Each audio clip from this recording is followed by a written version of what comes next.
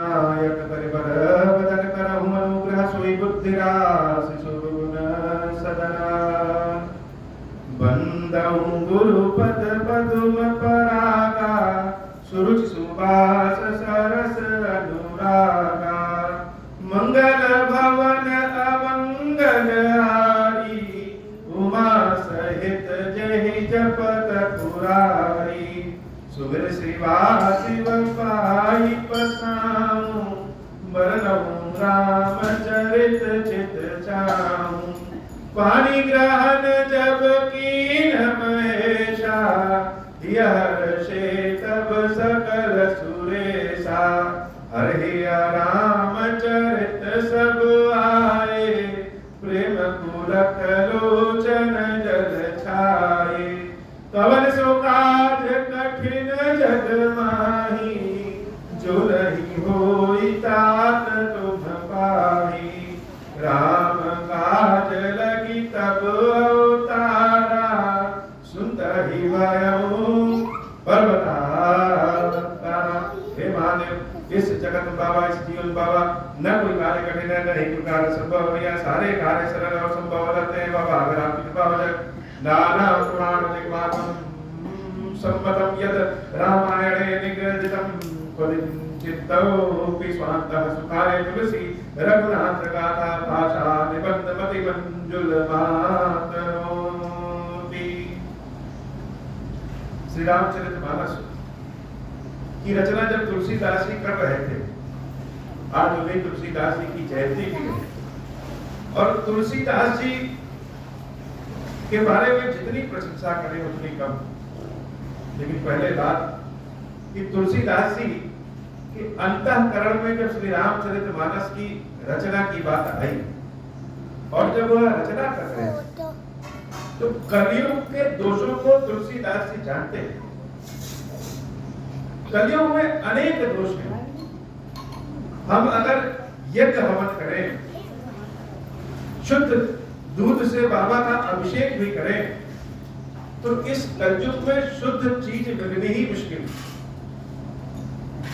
शुद्ध मंत्र, शुद्ध सामग्री और भी चीजें अगर शुद्ध मिल भी जाए तो यह भाव शुद्ध नहीं होता, यह मन शुद्ध नहीं होता। तो कोई एक ऐसी रचना हो, कोई एक ऐसा मंत्र हो जो अनपढ़ों के लिए भी हो, पढ़े लिखों के लिए भी हो, जो दिन रात मेहनत मजदूरी करते हैं उनके लिए भी हो, और जो बहुत ही आराम से बैठे हैं उनके लिए भी। कलयुग में साधन का बहुत लंबे लंबे मंत्र कहेंगे तो सबके बस की बात नहीं है जो संस्कृत पढ़ ले। तो तुलसीदास जी से पूछा गया यह रामचरितमानस है, तो बाबा कहते हैं नाना पुराण निगमागम, अनेक पुराण। जैसे आज हम कहीं दुकान पे सामान लेने जाएं तो एक सामान किसी एक दुकान पे, दूसरा सामान किसी दूसरे दुकान, तीसरा सामान किसी तीसरे दुकान पे मिले तो ठीक नहीं। एक ही जगह जहां सारा सामान मिल जाए वहीं जाए। यह श्री रामचरितमानस कलयुग के हर दोषों को दूर करने का साधन है। श्री रामचरितमानस संसार के हर सुखों को प्राप्त करने का साधन है। श्री रामचरितमानस भोग और मोक्ष दोनों प्राप्त करने का साधन है। श्री रामचरितमानस भक्ति का साधन है, योग का साधन। एक दो चीज नहीं, ऐसा नहीं कि मानस पढ़ेंगे तो हमको केवल भक्ति ही मिलेगी। कुछ लोगों को धन पद प्रतिष्ठा की आवश्यकता है, तो मानस का पाठ पढ़ने से, मानस की कथा, श्री रामचंद्र जी की कथा करने से भक्ति का भाव तो आता ही आता है। लेकिन और जो कोई भी दूसरे लोग हैं जिनके मन में अनेक सांसारिक वस्तुओं का भाव रहे, वह भी प्राप्त हो। लिखी पढ़ी बातें तो किसी से सुन सकते हैं, लेकिन ज्ञान वह अच्छा होता है जो स्वयं की अनुभव का। श्री रामचरितमानस की शक्ति के बारे में शायद अनुभव का ज्ञान हमें स्वयं है, यूं तो सबके मुंह से सुन सकते हैं, लेकिन मानस की देन है कि बाबा खीरेश्वर महादेव जी की स्थापना। मेरे मन में बार बार इच्छा थी कि भगवान शंकर का एक मंदिर बनाएं, खीरेश्वर महादेव के नाम से एक मंदिर बनाएं, लेकिन बनेगा कैसे? तो जब से यह मन में कल्पना आई, संकल्पना आई, उसके कुछ दिनों के बाद श्री रामचरितमानस का अखंड पाठ जब से हम अपने घर में करवाते गए, पलट करके देखें तो हर वह इच्छा पूरी होती गई जो मन में थी। तो मन में तो एक ही इच्छा थी, बाबा की स्थापना, और बाबा यहाँ प्राप्त हो गए। किसकी देन से? मानस की देन से। हर वर्ष केवल एक काम, प्रकार जिस भी प्रकार से हमने श्री रामचरितमानस का पाठ पढ़ाया, उस पाठ की देन है कि महादेव स्वयं आकर के, और अकेले नहीं, पूरी शक्ति के साथ यहाँ पे स्थापित। तो यह मेरे मन का भाव, मेरे अनुभव की ज्ञान है। तुलसीदास जी से पूछा गया कि मानस आपने लिखा क्यों? श्री रामचरितमानस क्यों लिखा? किसी से पूछिए कि यह काम आपने क्यों किया, तो बताएगा कि समाज के हित के लिए, दूसरों की प्रशंसा के लिए। लेकिन तुलसी बाबा एक ऐसे हैं जो बिना दाग लपेट के हर बात एकदम धड़ाक से कही। जब तुलसी बाबा से पूछा गया कि श्री रामचरितमानस लिखा क्यों, तो तुलसीदास जी ने तो सब बात बताई, लेकिन जो सबसे उत्तम बात है वह बात का स्वांतः सुखाय, स्वयं के सुख के लिए हमने लिखा है। खीरेश्वर महादेव के पास बहुत लोग आते हैं बाबा, जिसको आप बुलाते हैं वह आता है, लेकिन कलयुग में ज्ञान नहीं, महादेव जी की सेवा पूजा करें इसका ज्ञान नहीं है, लेकिन मन में भाव है कि महादेव जी की सेवा पूजा करना है। तो बहुत सारे लोगों ने प्रश्न किया कि मंदिर आखिर बनवाए, क्या कारण है? तो यह जवाब कि स्वयं के समाज कल्याण, परोपकार और दूसरों का दुख दूर हो, यह तो अलग बात है, लेकिन पहला जो कारण है वह स्वांतः सुखाय, महादेव जी की जितनी बार दर्शन हो, जितने नित नव भाव से प्रेम से इसकी सेवा हो, और महादेव जी की सेवा भक्ति में जितने लोग आते हैं उन सबका कष्ट दूर हो, इससे स्वांतः सुखाय, स्वयं का सुख। तुलसीदास जी ने भी कहा कि मानस क्यों लिखे? स्वांतः सुखाय तुलसी रघुनाथ नाथा। ऐसे चलो। लेकिन अगर सिर्फ हम अपने सुख के लिए श्री रामचरितमानस लिखे हैं, तो ऐसा तो है नहीं कि उससे केवल तुलसी का सुख होगा। महाराज भगीरथ अपने परिवार के कल्याण के लिए, अपने सुख के लिए घोर तपस्या करके गंगा जी को धरती पर बुलाया। भले हो सकता है कि उनका स्वार्थ हो, लेकिन क्या गंगा जी केवल महाराज भगीरथ के ही कुल को उद्धार किए? गंगा जी तो भगीरथ के जाने के बाद आज भी न जाने कितने लोगों का उद्धार करती हैं, न जाने कितने लोगों को सिंचित करती हैं, सुख प्रदान करती हैं। तो स्वार्थ स्वयं का हो उसमें कोई बुरा नहीं है, लेकिन अगर स्वयं का स्वार्थ भी परमार्थ में बदल जाए, कल्याण में बदल जाए, तो उससे ज्यादा आनंद की क्या बात है। तुलसीदास जी ने मानस जब लिख दिया, आज जिनको हम संत कहते हैं, विद्वान कहते हैं, जो कोई व्यक्ति मानस की कथा कह ले, मानस का भाव जान ले, मानस की व्याख्या कर ले, उसका लोग चरण छूने लगते हैं और कहते हैं यह तो बड़ा विद्वान है। जब तुलसीदास जी द्वारा लिखी मानस की व्याख्या करने से अगर हम इतने विद्वान साधु संत समझे जाते हैं, तो सोचना चाहिए कि यह मानस की गंगा जिसके कारण निकली, जिसके लेखनी से निकली, वह कितना बड़ा विद्वान है। तो तुलसीदास जी की जितनी प्रशंसा करें उतना ही कम है। जो सुमिरत सिद्धि होई गणनायक कटिबल बदन करम अनुग्रह सोई बुद्धि राशि सुगुण सदन। तुलसीदास जी हाथ जोड़ करके गणेश जी की शरण में फिर से चले गए। बिना गणेश जी की कृपा के भला कहां इसके ऊपर कृपा हो सकती हो। गणेश जी बड़े दुलारे हैं, बड़े आनंद का भाव प्रदान करने वाले हैं, और जो गणेश जी की शरण में चला जाए उसका कार्य तो निश्चित पूर्ण होता है। बाबा तुलसीदास कहते हैं कि जो सुमिरन सिद्धि हो, और क्या प्रशंसा करें, तपस्या करने की बात नहीं कर रहे, जिसके सुमिरन करने से, जिसके नाम को याद कर ले, ध्यान में कर ले जिसको, तो कार्य पूर्ण हो जाता है। कौन है ऐसा? ऐसा तो एक ही व्यक्ति है, ऐसे तो एक ही हमारे भगवान है, ऐसा तो एक ही भगवान का स्वरूप वो कौन है? वही गणनायक करिबर बदन, जो गणों के स्वामी है, जो गणों के स्वामी है, और करिबर बदन, जिनका मस्तक हाथी का है, जिनके पास हाथी का सूंड है, और वह कहाँ रहते हैं? करम अनुग्रह, मेरे ऊपर कृपा करिए। कौन? बुद्धि राशि सुगुण सदन, गणेश जी का वास बुद्धि की राशि में। कल की कथा में यह बात हुई थी कि गणेश जी तीनों माताओं के बड़े दुलारे। गणेश जी का पेट ऐसे अपने आप नहीं निकल गया कि बहुत बड़ा निकल गया। गणेश जी को वरदान प्राप्त है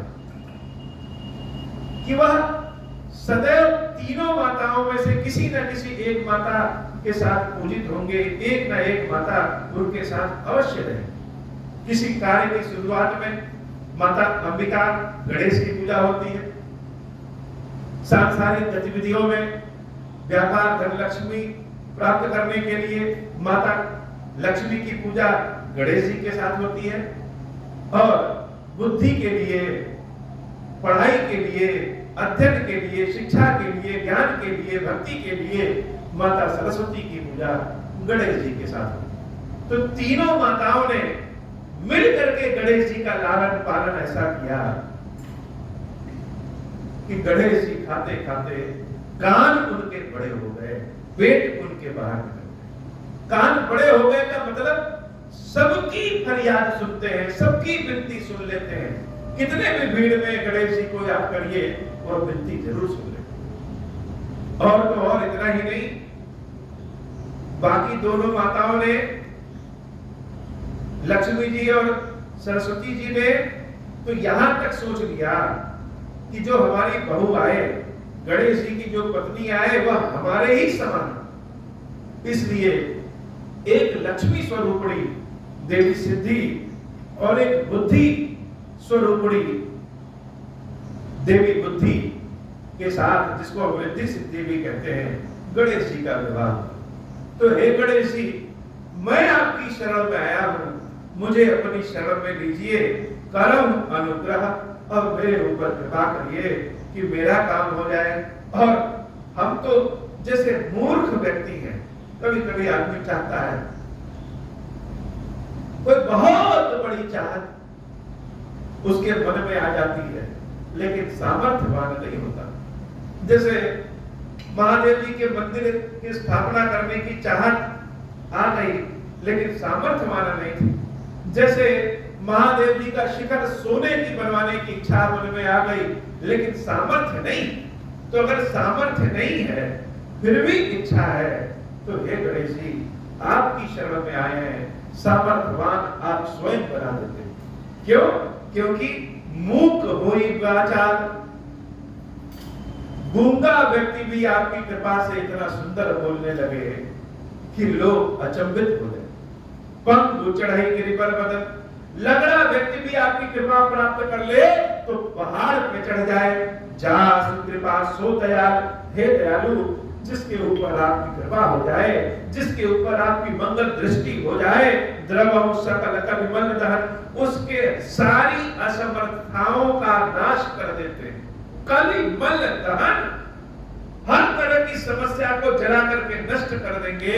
हर तरह के दोष, हर तरह के गुण जब समाप्त हो जाएंगे, और आपकी कृपा से सामर्थ्य प्राप्त हो जाएगा तो कार्य तो हो ही जाएगा।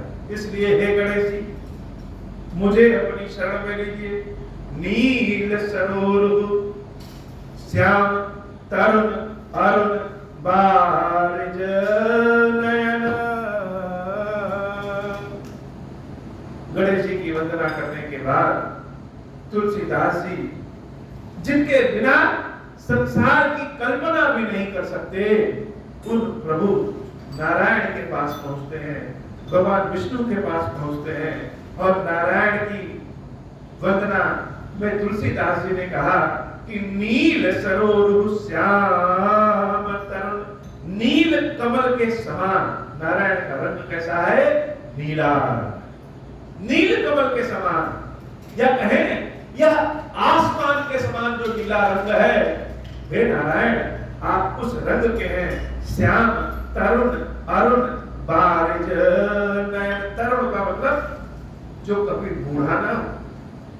भगवान विष्णु सदैव तरुण अवस्था में रहते हैं। जैसे कोई पुष्प देखिए और पुष्प एकदम खिला रहे, जैसे कोई फल एकदम ताजा रहे, एकदम तरुण हमेशा रहे, तो भगवान नारायण कैसे एकदम तरुण तरुण अरुण अरुण। एक तो जैसे कुछ लोग युवा अवस्था में होंगे लेकिन उनको देखने से लगेगा भी नहीं ये युवा अवस्था में, और कुछ लोग युवा अवस्था में भी होंगे और उनके शरीर में, चेहरे में एक बहुत लावण्यता रहेगी। अर्थात तरुण और अरुण दोनों, जैसे प्रकाश आ जाए वह तरुण है, और जो सुबह का प्रकाश होता है सूरज का वह अरुण। तो तरुण और अरुण दोनों, हे नारायण आप दोनों हैं। बारिज नयन, बारिज अर्थात कमल का पंखुड़ी, कमल का पुष्प, कमल के पुष्प के समान कमल नयन, जिनकी आंखें हो। करम सुमम पुरधाम, हे नारायण मेरे हृदय में निवास करिए। कहां जा रहे हैं ना आप इधर उधर वास करने, मेरे हृदय में वास करिए। उर्धाम सदा क्षीर सागर शयन, आप सदैव क्षीर सागर में शयन करते हैं। मेरे हृदय में ही निवास कर लीजिए, मेरा हृदय ही क्षीर सागर हो जाए। भगवान नारायण की वंदना करने के बाद जो नारायण है वही भगवान शंकर है, जो शंकर है वही नारायण। और शिव जी की वंदना न करें तो ऐसा कैसे संभव है? तुलसीदास जी कहते हैं कुंद इंदु समदेह। भगवान शंकर की वंदना में क्या शब्द है? देवी पार्वती और शंकर जी को कभी अलग नहीं किया जा सकता। भगवान शंकर की पहचान ही पार्वती और पार्वती की पहचान ही शंकर। शंकर जी का जो हम शरीर देखते हैं, शंकर जी की जो सुंदरता देखते हैं, वह स्वयं पार्वती। तो भगवान शंकर की वंदना में कुंद इंदु, कुंद का पुष्प होता है, बड़ा सुंदर। शंकर जी कैसे हैं? सफेद रंग के कुंद के पुष्प के समान बड़े सुंदर। और इंदु सम, इंदु अर्थात चंद्रमा। चंद्रमा जब चांदनी के साथ खिलता है तो कितना धवल सुंदर आकर्षण है। आसमान में देखिए और चंद्रमा पूर्ण रूप से खिला रहे तो व्यक्ति अनायास ही चंद्रमा को देखने लगता है। तो शंकर जी कैसे हैं? कुछ लोग कहते हैं कि अरे आप तो भगवान शंकर के भक्त हैं। बहरा भगवान शंकर का भक्त कौन नहीं? कोई अच्छी चीज, स्वादिष्ट चीज रख दिया जाए तो किसको नहीं पसंद आएगा?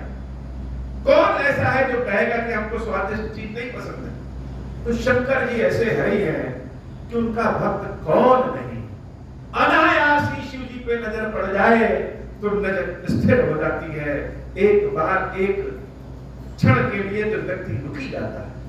ऐसे सुंदर भगवान शंकर जो कुंद और चंद्रमा अर्थात इंदु के समान, अमृतमय चंद्रमा के समान सम देह, शरीर कैसी? वह बड़े चंद्रमा, सुंदर अमृतमय चंद्रमा के समान शरीर। उमा रमन, जो देवी पार्वती के साथ रहते हैं। जितने दिन पार्वती मैया या नाम कहने सती मैया शंकर जी के साथ नहीं थी, उतने दिन शंकर जी ने न किसी को वरदान दिया, न किसी को श्राप दिया, न कहीं वो दिखे। न ही कोई उनके पास गया। जब शंकर से शक्ति हट जाती है तो जैसे शंकर शव के समान हो जाते हैं, और शव से कोई मांगने जाता है क्या? बोले बाबा के पास मांगने वालों की भीड़ लगी रहती है, और महादेव वैसे देते भी हैं, लेकिन जितने दिन शक्ति नहीं थी, देवी पार्वती नहीं थी, महादेव की स्थिति मानस की कथा में वर्णन है, जिसको हम आगे पढ़ेंगे। तो शंकर जी की परिभाषा ही है, शंकर जी का स्तुति में ही देवी पार्वती है कि हे देवी उमा रमन करुणायक आयत। तो जिसके पास इतनी शक्ति हो, उसके बाद भी शंकर जी का स्वभाव कैसा है? करुणा आयत। शंकर जी का प्रभाव क्या है, शंकर जी का स्वभाव क्या है, और शंकर जी सबसे पहले याद किस लिए किए जाते हैं? तो अपनी करुणा के कारण। लोग कहते हैं कि बाबा तो बड़े क्रोधित होते हैं। बाबा क्रोधित कब होते हैं? और अगर किसी पे क्रोध भी कर दिए तो वह भी कालभूषुंडी जी के समान धन्य हो जाता है। तो करुणा के कारण, दया के कारण महादेव को पहचाना जाता है, नाम लिया जाता है करुणा आयत। जाहि दीन पर नेह करूं कृपा वर्धन। जैसे भगवान शंकर स्वभावतः इतने सुंदर है कि आदमी देखे तो देखता रह जाए, वैसे ही भगवान शंकर को कौन लोग पसंद करते हैं? दीनहीन लोग जो दबे कुचले भी रहे, अहंकारी लोग शंकर जी को नहीं पसंद आते हैं। विवाद होता, शंकर जी को अगर कुछ नहीं पसंद है तो एक तो किसी की निंदा नहीं पसंद है। भूषुंडी जी महाराज ने अपने गुरु की निंदा की तो भगवान शंकर के भक्त होने के बाद भी भगवान शंकर ने उनको श्राप दे दिया। तो शंकर जी को जो पसंद है, पहला पसंद यह है कि जो दयालु स्वभाव का हो, जो क्षमा करना जाने।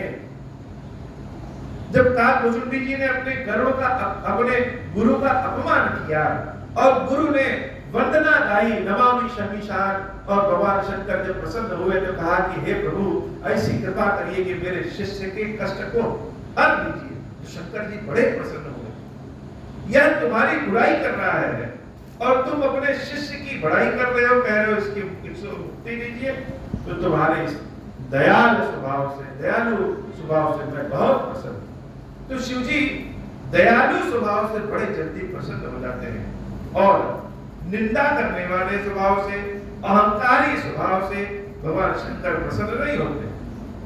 तो जो दीनों पे अपने आप कृपा कर देता है, जाहि दीन पर नेह करम कृपा वर्धन आयत, ऐसे कामदेव का वर्धन करने वाले भगवान शंकर को मेरा बारंबार प्रणाम है।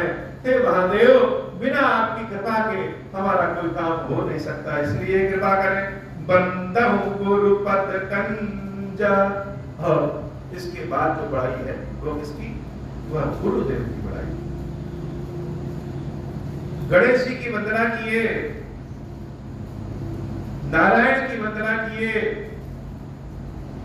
भगवान शंकर की वंदना किए, और उसके बाद गुरु की वंदना कर। तुलसीदास जी ने 3 वंदना पहले की, और गुरु की वंदना करने के बाद 3 वंदना और मुख्य रूप से करेंगे। बीच में गुरु को बैठाया है, अर्थात गुरु सर्वश्रेष्ठ है। गुरु ही नारायण है, गुरु ही भगवान शंकर है, गुरु ही गणेश। तो गुरु कैसे है? बंदहु गुरु पद कंज। गुरु की वंदना तो बाद में, पहले गुरु के चरणों की वंदना कि हे गुरुदेव, मैं आपके चरणों की वंदना करता हूं। कृपा सिंधु नर रूप हरि, जो कृपा के सागर है, और नर रूप हरि अर्थात आप मनुष्य भले हैं, लेकिन मनुष्य के रूप में हरि। जब ज्ञान का प्रभाव फैलाना था तो ज्ञान का प्रभाव फैले कैसे? उसके लिए गुरु की आवश्यक। तो भगवान विष्णु ही गुरु के रूप में, बृहस्पति के रूप में अवतरित होते हैं। इसलिए बृहस्पति देवता की जब पूजा करते हैं तो वंदना विष्णु भगवान की गाते हैं, भोग जैसे विष्णु भगवान का लगाते हैं, सारी पूजा जैसे विष्णु भगवान का करते हैं, लेकिन गुरुदेव का नाम लेते हैं। तो गुरु कौन है? साक्षात नर रूप हरि भगवान विष्णु ही गुरु हैं, भगवान शंकर ही गुरु हैं। और यह क्या करते हैं? महामोहत वपुंज जासु। जैसे कोई अगर फोड़ा हुआ है हमारे पेट में या पैर में कहीं, अथाह पीड़ा देगा। अब हम पीड़ा को दूर करने के लिए टेबलेट खा ले तो कुछ दूर तो दूर होगा, लेकिन कुछ देर के बाद फिर हो जाए। तो उस पीड़ा को दूर करने का उपाय कि टेबलेट तो खाए ही खाए, साथ ही साथ उस फोड़े को बिछका दे, ऐसी दवाई खाएं जो सुखवा दे या ऑपरेशन करके निकलवा दे। तो मूल रूप से जो दुखों को दूर कर देता है वह कौन है? वह गुरु है।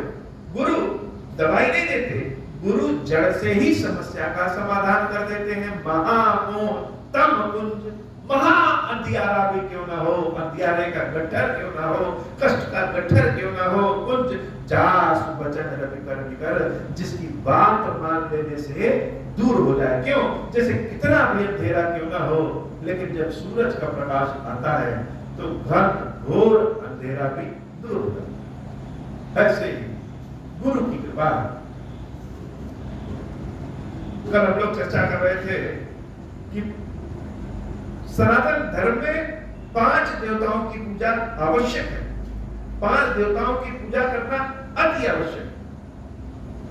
उन 5 देवताओं में जो हमको सबसे ज्यादा प्रिय होता है वो हमारा इष्ट हो जाता है।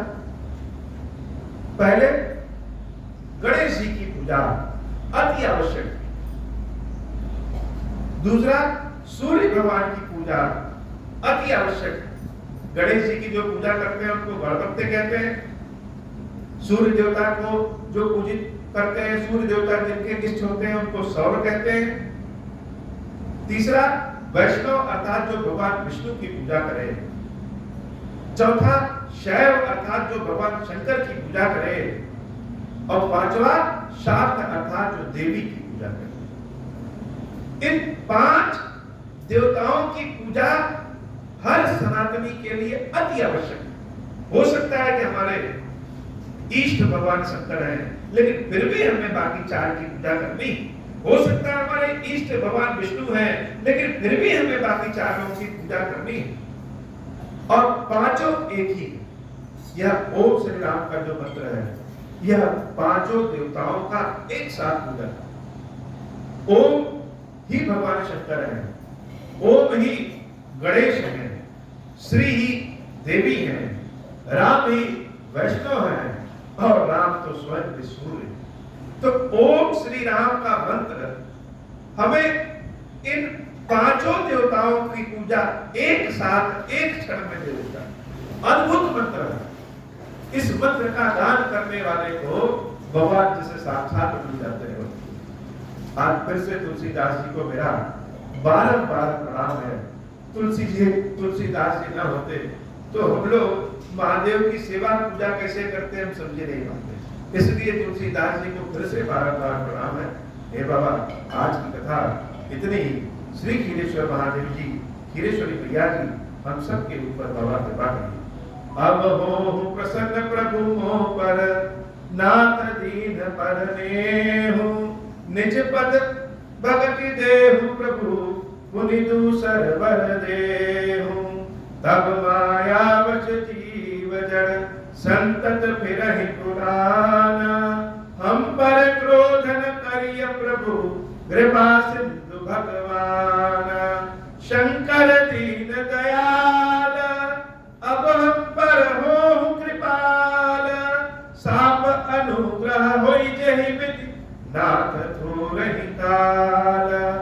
दीन दयाल विरुद्ध संभारी, हरहु नाथ मम संकट भारी। जय विधि होई नाथ हित मोरा, करहु सो भेटी जानि दास मैं तोरा। राम राज बैठे त्रैलोका, हर्षित भय गए सब शोका। जैसा काम नर सुनहि जगावै, सुख संपत्ति नाना विधि पावहि। जो इच्छा करिहउ मन माहि, हरि प्रसाद कछु दुर्लभ नाही। मंगल भवन अमंगल हारी, उमा सहित जहि जपत पुरारी।